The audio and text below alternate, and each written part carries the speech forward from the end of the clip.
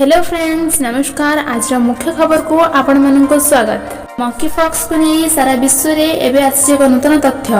वर्तमान समय रे सारा विश्व में मंकी पॉक्स को नहीं आशंका जारी रही। तेबे मंकी पॉक्स को नहीं अनेक समय नुआ नुआ तथ्य सामना को आसी थाए।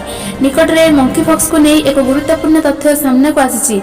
95% मंकी पॉक्स केस एवं यौन संपर्क कारण व्यापुथिबारु रिसर्च जना पड़ी। पुणी बढ़िब विद्युत दर। आगामी दिन में आपण को अधिक विद्युत बिल देवाक पड़िबो। तेबे केंद्र सरकार चलित आर्थिक वर्ष में प्राय 76 नियुत टन कोयला आमदानी करने योजना करिसेंती।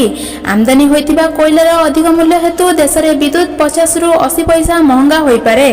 नुआपड़े बाघ हाथों गुहाल पशि शिकार कला बलद चिंतार ग्रामवासी। सूचना अनुसार गाँव को लगी रही पाटी डंगर जहां सुनाबेड़ा अभयारण्यर संलग्न।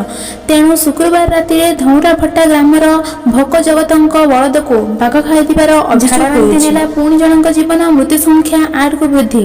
रायगड़ा जिला काशीपुर ब्लॉक रे झाड़ाबांति थमिबार ना धरुनी। एथिरे आउ जनकर जीवन जाइछि। मृतक हेउछन्ति डुडुका बोला पंचायत डेड़ागुड़ा ग्रामर अर्जुन जानी। 19 तारिख में झाड़ाबांति होता। डाक्टरी टीम मेडिसिन देवापर कमी जाता एवं एवं मृत्यु घटी। गछमूली चली पाठपढ़ा। विद्यालय श्रेणीगृह अभाव। आवश्यक अनुसार श्रेणीगृह नथिबारु कुनी कुनी छात्र छात्री गछमूले बसी पाठ पढ़ुछंती। यह होईछि भद्रक जिला चांदबाड़ी ब्लॉक करणपल्ली पंचायत उच्च प्राथमिक विद्यालय रे एपरि दृश्य देखिबाको मिलिछि। मागणारे दियाजिबो स्पोकन इंग्लिश कोर्स प्रशिक्षण। मुख्यमंत्री अरविंद केजरीवाल घोषणा। दिल्लीर मुख्यमंत्री अरविंद केजरीवाल युवपीढ़ी बड़ घोषणा करिसेंती। केजरीवाल सरकार जोगाजोग दक्षता अर्थात कम्युनिकेशन स्किल रे दुर्बल युवक और युवती कोर्स व्यवस्था करेंगे।